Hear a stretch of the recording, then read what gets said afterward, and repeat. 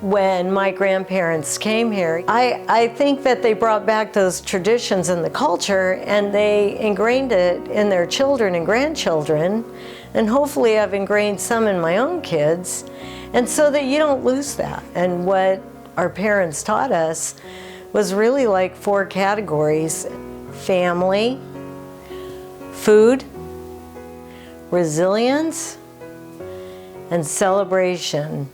And I didn't really understand what the close-knit family meant. You know, the reason was because Sicily is where the mafia was born, and so you didn't want to cross family lines. You know, it's a culture that my parents were passed on from their parents who came from that country, that it was important.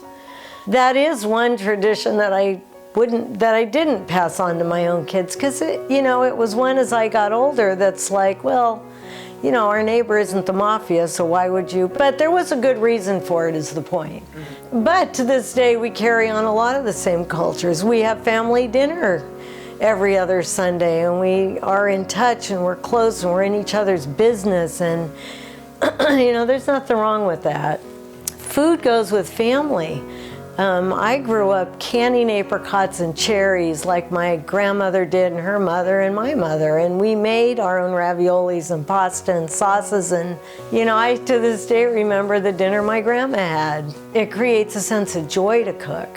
It's fun to get together at family dinners and cook together and hang out in the kitchen, and it's kind of a female thing, but the men get in there too. For Christmas, for Easter, for all of the major holidays, we bake.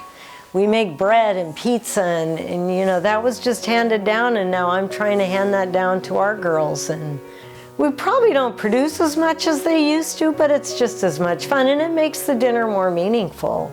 One of the other things that is just so cool that I grew up with was a sense of resiliency.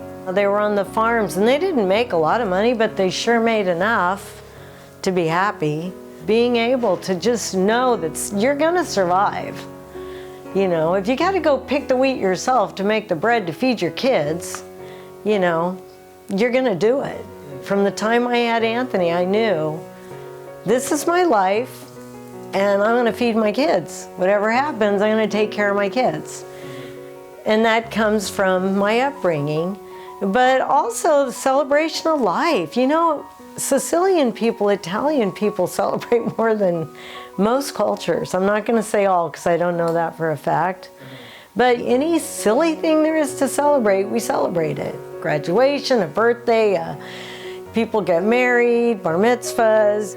So why do we celebrate everything? Because you need reasons to celebrate. Because if not, what do you have? You're working, you're learning.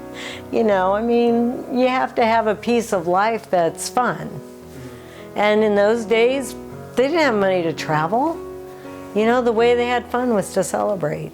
I know so many people who look at me and go, why would you, why are you having a big party? Well, I don't know, because we're supposed to have one once a month.